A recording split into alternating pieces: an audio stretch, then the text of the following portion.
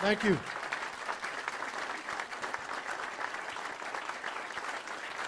Thank you.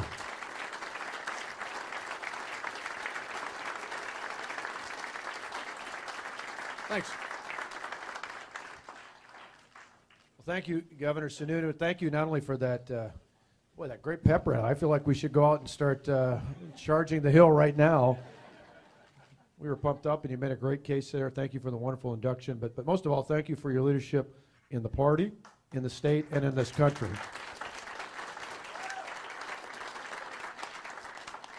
It's been an honor for Tonette and I to be here tonight, not only with Governor Sununu, but Nancy, Mrs. Sununu is here as well. So we appreciate you've got two First Ladies in the back there. And I, too, want to begin by adding my thanks to Jennifer Horn and the entire state party team.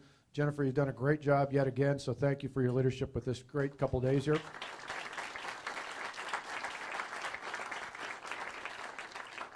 And before I get into this, I just want to begin right off the bat, because I'm going to talk a lot tonight and end up a little bit before we take some questions talking about freedom. But one of the interesting things about freedom is it's certainly something that's endowed by our Creator. It's defined by the Constitution, but each and every day, it's defended by the men and women who proudly wear the uniform of these United States. And I know amongst us we've got some folks who are active in the military today, be it in the active duty of the Guard or the Reserve. We've got folks who are veterans of military service in the past, and we've got some family members who've got loved ones in the services. So would you just stand for a moment so we can recognize that?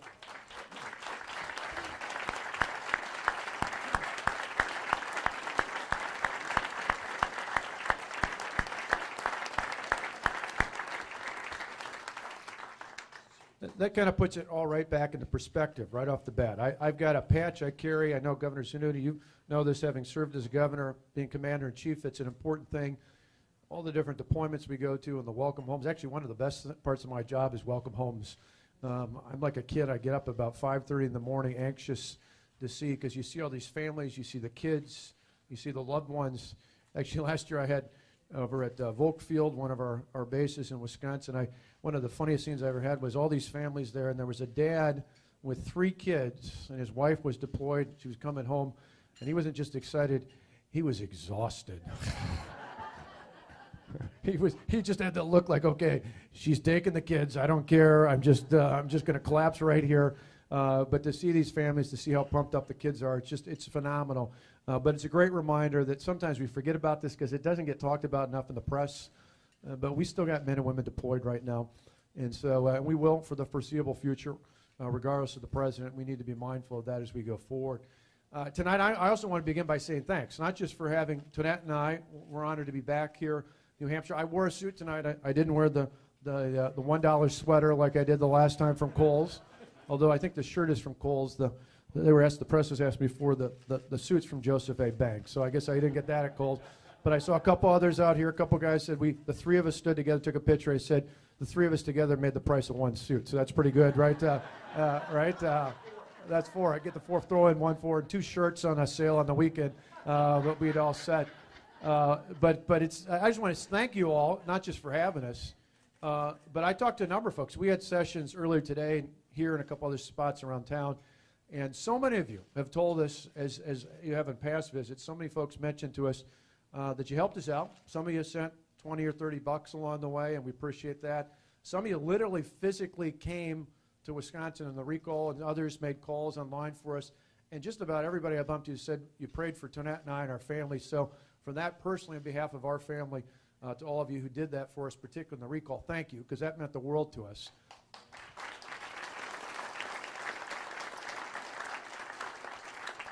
It's interesting. Sometimes it seems like that was an eternity ago. But literally about 4 years ago at this point, I think Time Magazine or one of the publications had a headline that said, Dead Man Walker. And that was because my polls were so low. You know, I'd come in trying to fix things. One of the critical mistakes I acknowledged from what we did 4 years ago is I was so eager to fix things, I didn't bother talking about it. I just went in and fixed it, because usually in politics, politicians talk about it and never fix it. So if I got to err, I guess I err on that side. I've now learned you got to listen, talk, and act in that order, but not leave out any of the 3 out there. But as I looked at that process, it was interesting. We were so eager to fix things, we just did it. And in reaction, the national big government unions, the big government special interest out there, the bosses, came in and took us on. I mean, literally, they brought, within the first week, there were a few thousand protesters the first couple days. By about the end of the first week, they had bussed in, flown in, chartered in, people from all across the country. And so at one point, at about this point, a little bit earlier in March of 2011, into February of 2011, we had over 100,000 protesters in and around our capital. And then we had threats. We had death threats against me, against our family, against members of the state legislature, particularly in our state Senate and our state assembly. And it was overwhelming. And it was a great reminder to me as that was happening that back a few years earlier, early in 2009, Tonette and I had sat down and thought about, talked about, ultimately prayed about getting in the race for governor. And the reason I tell you that was because it kind of put in perspective what we were doing and why we were doing it. And back then, we decided, we've got two sons who today are 19 and 20. In fact, one of them is going to be in state this coming week when he's doing some stuff with college students in and around the area. I met some great college students earlier today. And but we had done it back then. Our kids were in high school. And we did it because we wanted to make sure our sons could grow up in a state that was at least as great as the state we grew up in, ideally better. And so we knew it would be a risk, but we got in that race for governor, even though our state hasn't gone Republican for president since 1984. Put that in perspective, that was when I was in high school, and I still had a full head of hair. So that's a long time ago. But along the way, we thought it was worth it because we wanted our sons to do better than we had. And we knew it would be difficult to win, and then we knew when we got in, it wouldn't be an easy task, but thankfully the voters in our state not only elected me, they elected new majorities in the Assembly and the State Senate. They elected a new U.S. Senator. They elected 2 new members of the House of Representatives. I remember about a week after the election, I got together in the Capitol with all the Republicans, those in office and those newly elected in the legislature, and I said, it's put up or shut up time. And the reason I said that was I point out to them that Democrats had controlled everything, and the state voters had flipped it all to Republican. And if we just nibbled around the edges and were a little bit less bad than the Democrats, the voters would have every right to throw us out. So instead I said, we need to go big. We need to go bold. We need to show we were dramatically different than the party we replaced. I don't think anybody looking at what we've done over the last 4 years would doubt that we went big and we went bold. And the reason it sustained us during all the protests, all the attacks, all the abuse, all the death threats and everything else was we knew, in my case, for Tonette and I, we knew it was because of Matt and Alex and all the others in their generation, all the other sons and daughters like them, all the other grandsons and granddaughters. We knew it was not acceptable not to have a state that was better than the one we inherited. And so we took on the big challenges. And it wasn't just about taking on protests. We had to bring together Republicans in both houses of the state legislature.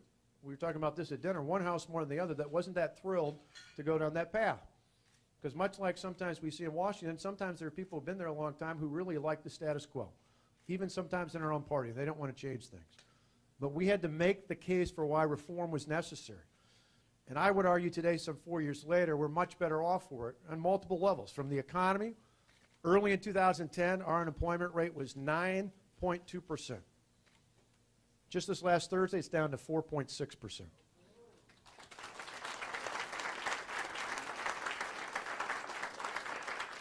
And to me, equally as exciting is it's because we have what's called a labor participation rate, meaning the number of people working in our state is over 2/3.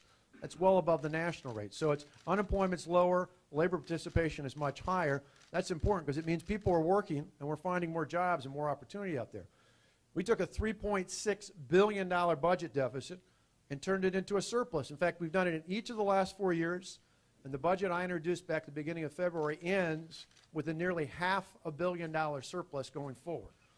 We've got the largest, the largest rainy day fund we've ever had in our state's history, 165 times bigger than we took office. We have the only pension system fully funded in the country. We have a debt and pension ratio that's one of the lowest out there.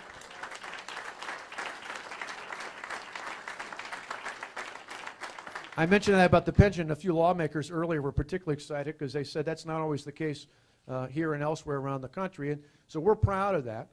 But we did some other things, too. We didn't just take on our fiscal and economic issues. We took on other issues. For example, a lot of people don't know this, but in our state, we got rid of seniority and tenure. That means we can hire based on merit. We can pay based on performance. We can put the best and the brightest in our classrooms, and we can pay them to be there. That's a pretty big deal. And it makes our schools better. In fact, our schools today, 4 years after our reforms, have higher graduation rates, have better third grade reading scores, and now have the second best ACT scores in the country for states where more than half the kids take the test. That showed you that despite all the hype that you heard from the left and the protesters and the others out there 4 years ago, our reforms actually worked. They actually worked going forward. And sometimes people are surprised, too. It's not just about taking on unions. We took on other big government special interests along the way. We leveled off our regulatory environment, so what we enforce is about common sense, not about bureaucratic red tape. We reined in the lawsuit environment so that we now have pulled back on the ability to have frivolous and out-of-control lawsuits. We took away the controversy, and we no longer fund Planned Parenthood in the state of Wisconsin. We passed major pro-life legislation as well.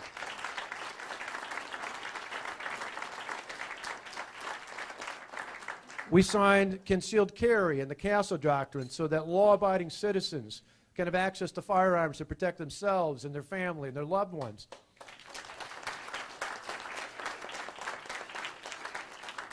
We passed, and just about a month ago, the U.S. Supreme Court took action to allow us to once again uphold the law I signed to say that if you want to vote in the state of Wisconsin, you have to carry a photo ID to prove who you are.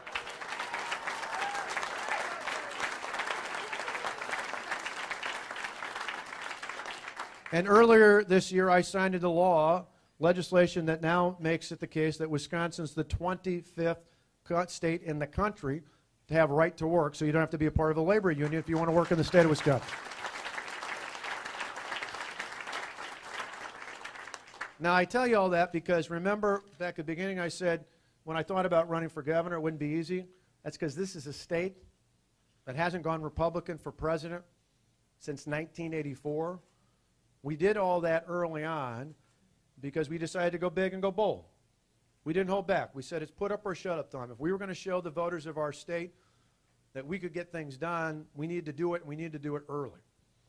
And that's something I think that needs to happen in this country as well, because for Matt and Alex, Tonette and I's two sons, and for my nieces, Isabella and Eva, and for all the other sons and daughters like them, I'm optimistic about the future in this country despite some of the challenges we face today, because I look at what's happening in Wisconsin and Michigan and Ohio and Florida and other states across this country, and I see if you put common sense Republican conservative leadership in place and the chief executive and the legislative branch, if that team works together, there's no end to the good things that can happen in the states. If we do that in Washington with a Republican House, a Republican Senate, and a new Republican president, there's no end to how much better things can be in this country.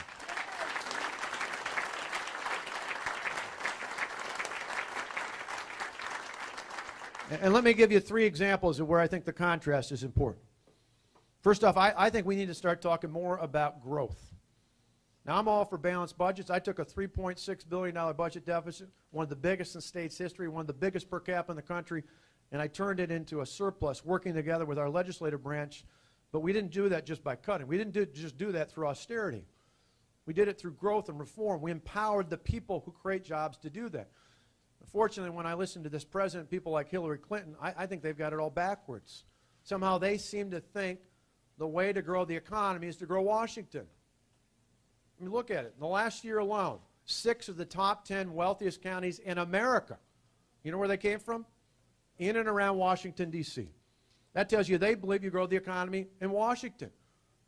I think the vast majority of us across America, we believe you grow the economy in cities and towns and villages all across this great country, that people create jobs, not the government. It's about time to get the government out of the way.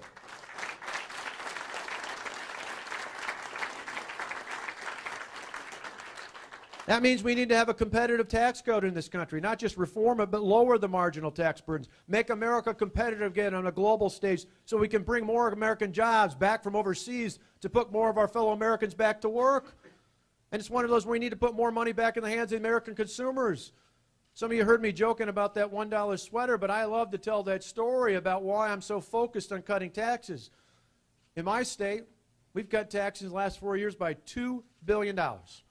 We cut it on income, on property, on employers. In fact, property taxes today in Wisconsin are 4 years later lower on a typical home than they were 4 years ago. When our budget's completed in a few months, They'll be lower at the end of 2016 than they were at the end of 2010. What governor in America can say that?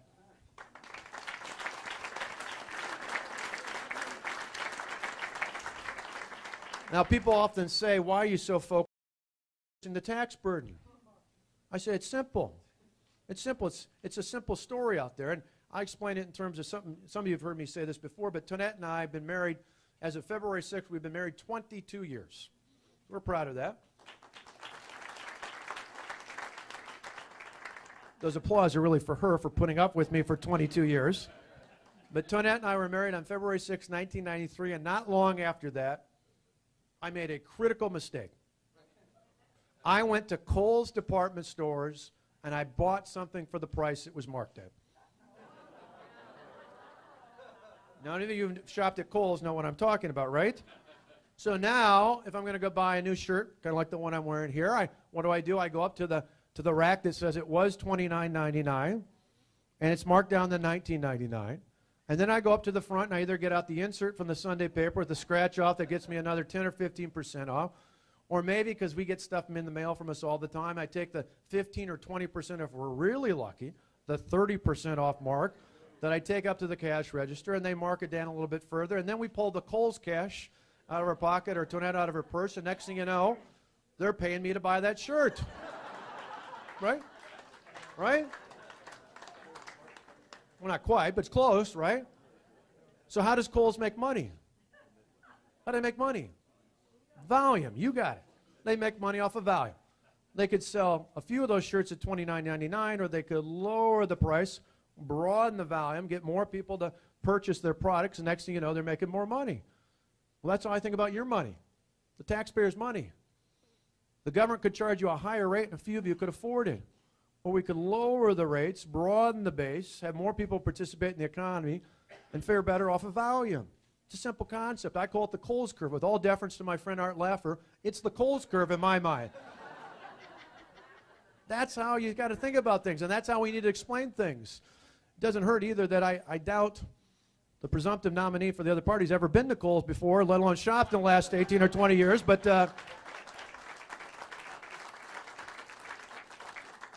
I think about that and explain it's not just about lowering the tax burden. It's ultimately about doing other things that promote growth. It's about reining in out-of-control federal regulations. It's about repealing Obamacare and allowing patients and families to make decisions about health care.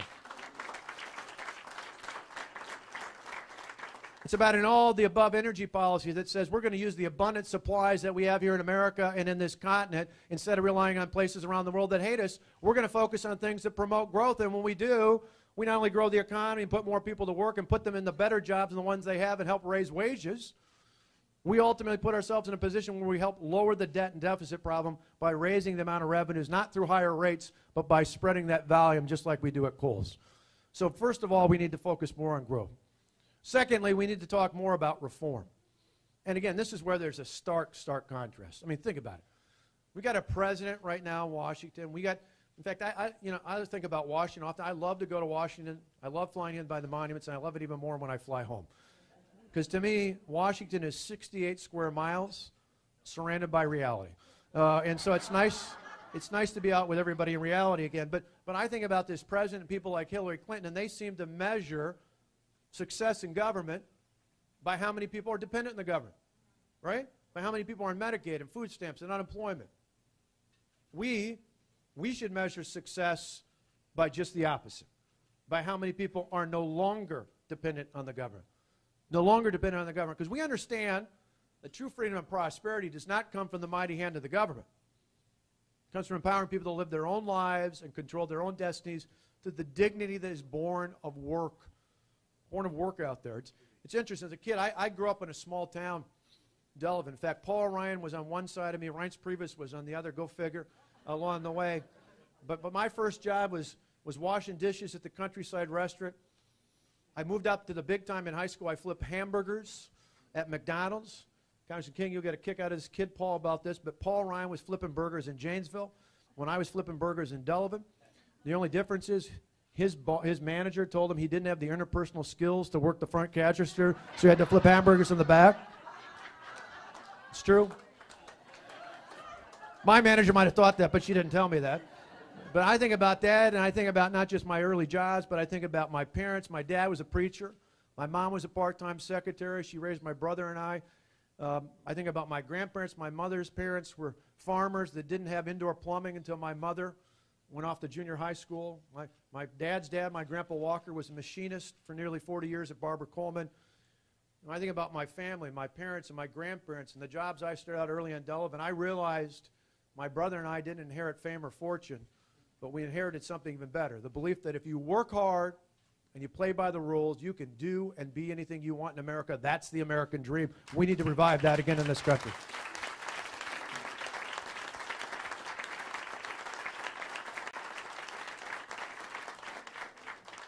And so we need to put that focus out there. I often laugh when I grew up in Delavan. Not a one of my classmates ever said to me, "Hey, Scott, someday when I grow up, I want to become dependent on the government." Nobody ever said that. Nobody wrote in my yearbook, "Scott, good luck becoming dependent on the government." And that's just not the American dream out there. And yet somehow you listen to people like the President, Hillary Clinton, and others in Washington, they somehow act like that's something we should aspire to. And it's not only for those of us who've been honored to be born in this great country. One of the things I'm always amazed with is I meet people who come here from other places around the world. Doesn't matter what country they come from. Literally, almost to a person. The people I've been honored to meet over the years, particularly those who are successful small business owners today who've come here from elsewhere around this globe, almost to a person tells me the reason they came to America wasn't to become dependent on the government.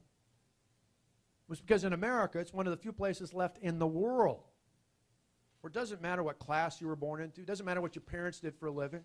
In America, you can do and be anything you want.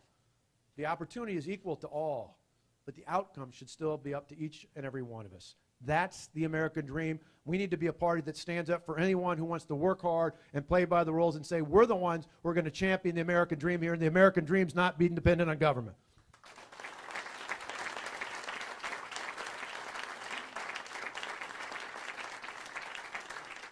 It's appropriate to think about it this past week. I say, if you remember nothing else tonight, remember this. There's a reason we take a day off to celebrate the 4th of July and not the 15th of April. Because in America, we celebrate our independence from the government, not our dependence on it.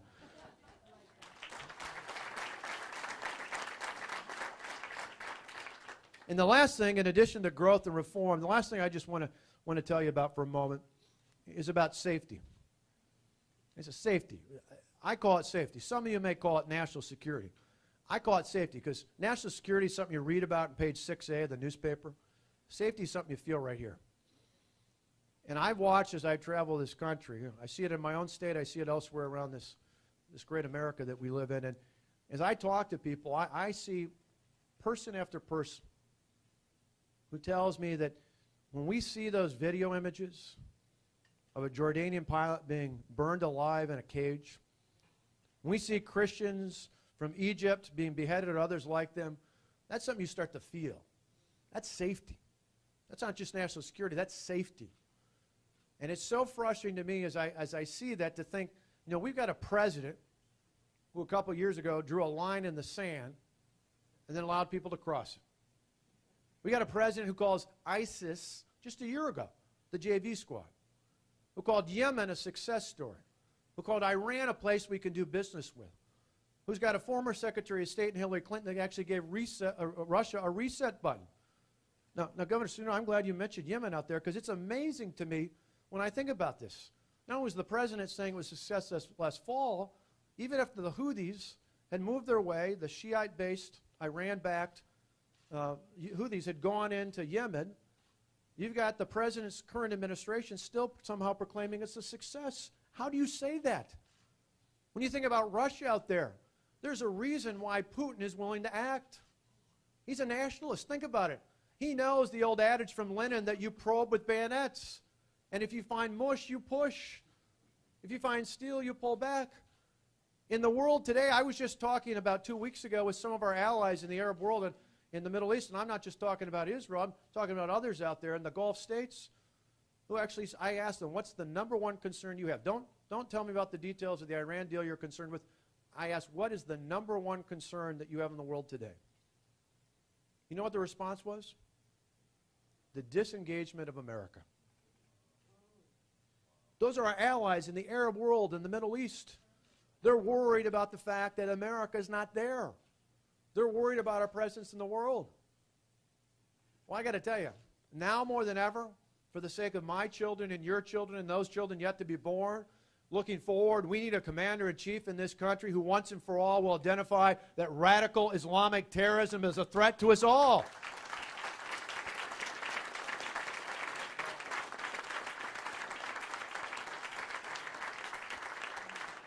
We need a leader in this country who will identify Israel as an ally and start acting like it again.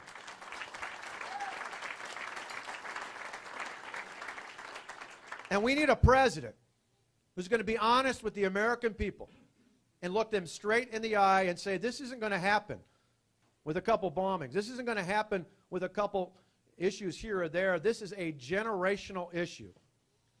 And it's not a matter of if there's another attempt on American soil. It is when there's another attempt. And on behalf of our children and future generations, we're not going to wait till they bring the fight to us. We're going to bring the fight to them and fight on their soil and not on ours.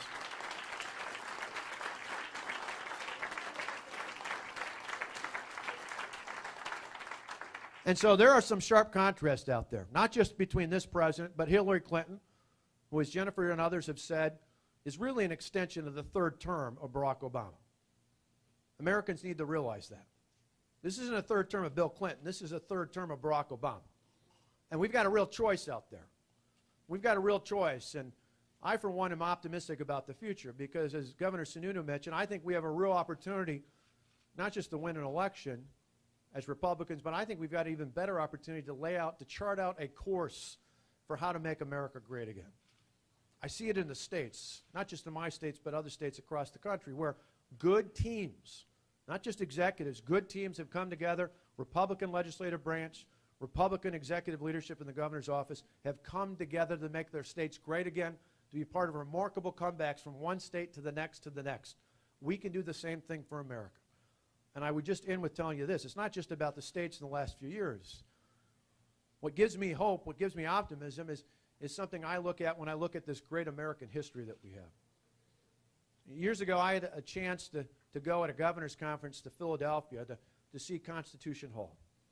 And for me, it was a treat because as a kid, my family never got a chance to go to Philadelphia, which is too bad because I loved history. I love history. As a kid, I was maybe a little geeky, but I thought of our founders almost like superheroes, bigger than life.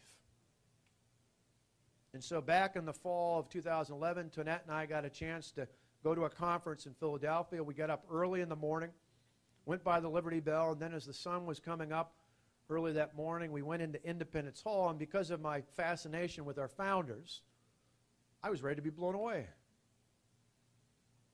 And I looked in that hall, which is as cramped as we are tonight, not much different than the hall we're in right now, and I looked at the desk, and I looked at the chairs, and at that moment it dawned on me. These were ordinary people. These were ordinary people who had done something quite extraordinary.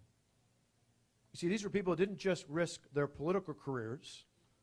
These are folks who didn't just risk their business ventures. These are people who risked their lives for the freedoms we hold dear today.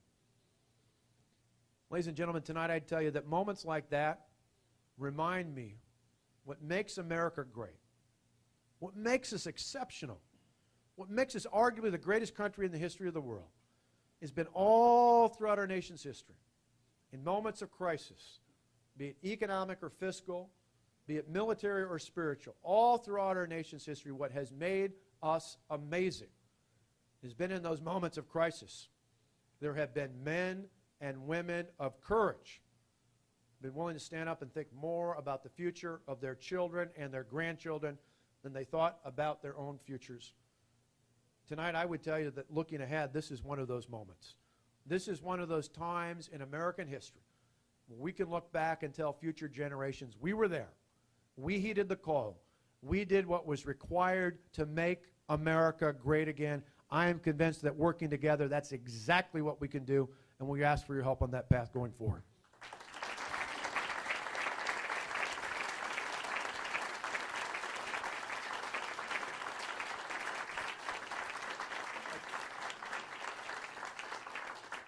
And with that, I'll take a few questions before they give me the hook or before they throw a dessert at me or something along the way, right?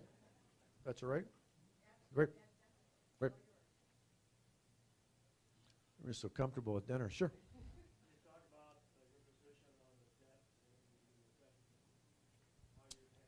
Yeah, and debt and deficit, there's a series of things. And I, first of all, put it in context. When we came in, as I mentioned, in my state 4 years ago, we had inherited a $3.6 billion budget deficit. State's history that was, I think, the second largest per capita. It was one of the biggest in the country. And we not only balanced the books, paid back a huge rate on the state's transportation fund of nearly $1 billion, paid back $250 million that had been rated from the patient compensation fund, did all that while still cutting taxes, and we did it through reform, and we did it through growth. And so looking forward, I think a series of things have to happen. Certainly the part we talked about with growth. Growth has got to be a part of it. We've got to do things that help the American public grow the economy, both as individuals and employers, the things I outlined earlier in the comments. But then as part of reform, I believe we should take major portions of the federal government and send it back to the states. Certainly the Congress, the House has already talked about in the Ryan budget plan about Medicaid. I'd go far further than that with block grants. I'd look at Medicaid, other social services, transportation, workforce development, other issues like that, the whole spectrum of things the federal government currently does, send it back in block grants to the states, be more effective, more efficient, more accountable, certainly more accountable to the public.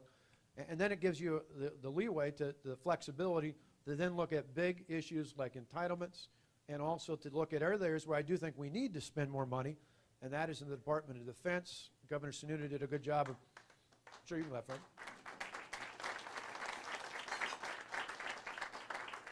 Governor Sununu did a good job of summarizing that, but you look at the Navy as an example. I mean, we're at, what, 275, 280 vessels right now. We're headed down toward 250. That's less than half of where we were under Reagan. You look at other components out there, there's some real challenges for us being able to protect ourselves and our interests here and around the world. And so I do think we need to adjust the defense budget. But when it comes to debt and deficit, part of that reform, sending it back to the states, part of it's tackling the bigger issues. And should we be a candidate for this office of president? Obviously, in the coming months, we'll be laying out in greater detail. Sure. Not a specific question, but I'm blessed to run a 160-person manufacturing employee-owned operation. Could you speak in general about small business, okay, being burdened by regulations that we can't even stay on top of, and opportunities that small businesses give to other people? Well, you did build it, so for starters, which is a good thing. But I think part of even that mindset's different. I mean, the idea that I believe that people create jobs, not the government.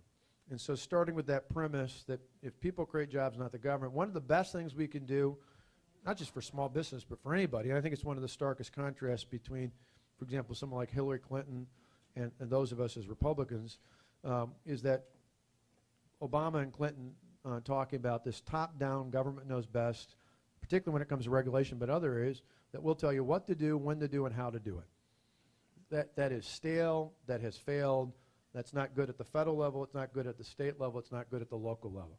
And yet, people like the president and like Hillary Clinton keep pushing that. In contrast, I think we need to say, not just to small business owners, but to young people and anybody else out there, we offer the contrast.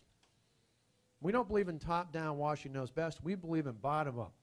We believe that's new and exciting and dynamic, and that's the best way to grow the economy. And one of the best things we can do is say, as long as you don't violate the public health and public safety of your neighbor, go out and do your thing. You want to start a business, you want to start out in your career, you want to go forward. I think it's a pretty refreshing message, not just to small business owners, but to some of the college students I met earlier today, because what they're looking for is some optimism that they can advance their career, that maybe someday they could start a business like yours and others out there. What frustrates me is sometimes I hear from current small business owners who say, if I knew what I knew today, I wouldn't start this business. And that's frustrating because job growth is going to come from new businesses and startups and small businesses that grow. We've got to take away that mindset. And so to me, a big part of it is what we try to do at the state level is true at the federal level. We've got to say, again, unless you're a clear threat to public safety and public health, most of the rest of this should be cleared out of the way. Instead of having costs go around like this to get around taxes and regulatory costs, Why not allow capital to move forward in a way that flows naturally, and that'll help greater investment, put more people to work, raise wages, do more for the American public. Okay, way back, you get the last one.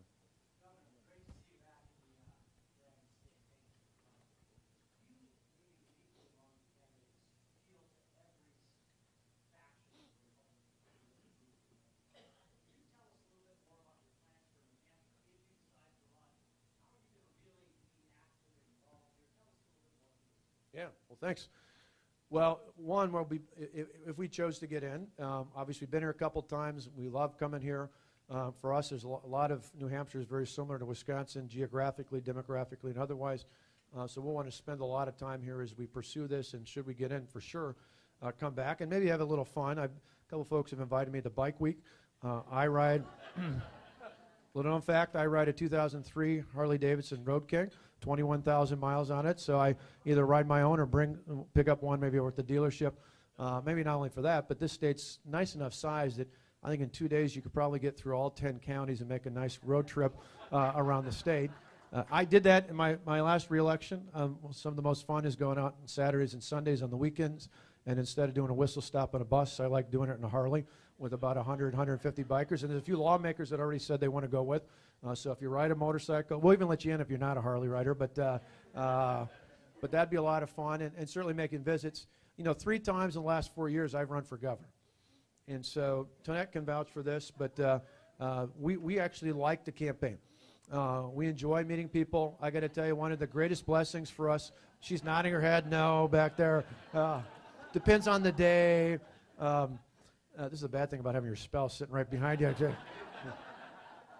But we actually have 2 sons, one of which is going to be in state next week, who, should we make this next step forward, are probably likely to take a semester off or more to go out and campaign with us, who want to go into college campuses and do some of that. So we'll be back with that. If that goes forward, we'll be back not just on the road trip, but on town hall meetings and other. We do a lot of that. I love going to factories. I love going to farms. I can go to your factory if you want. And I'm inviting myself in everywhere. That's right. Love going to small businesses and farms and others along the way. What I've always found is that's a great way.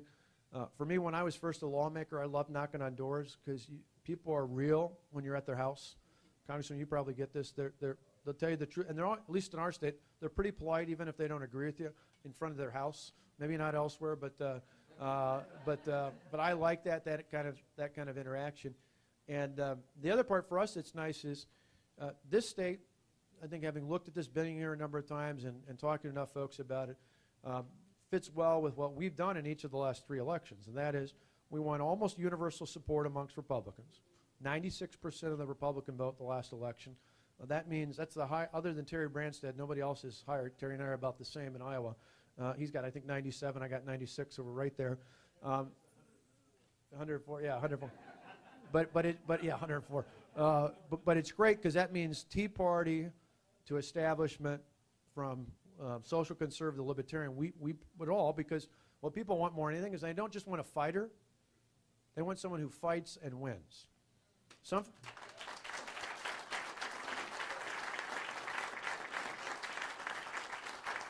I think that's really important because there's a lot of great fighters out there, but they don't win. There's a lot of winners out there who don't fight. What people want is someone who fights and wins for the hardworking taxpayers. One of my favorite tweets after I was with Congressman King was somebody said, I like Walker because he wins without caving. And so that's really important. But the other interesting thing about New Hampshire that ties into this story is not only we win with almost universal support amongst Republicans, that's not enough to win in my state. We had to carry independents by over 11, almost 12 points. And interesting enough, you don't win the center by running to the center. You win the center by leading. What independents want is not unlike what our base wants, and they want people to stand up and look you in the eye and tell you exactly what you're going to do. They don't have to agree with you on every single issue, but they want someone they know every single day is going to get up and fight hard and then win for them and their family and people just like them across their state. Ultimately, I think they want the same thing here and across the country. So thanks.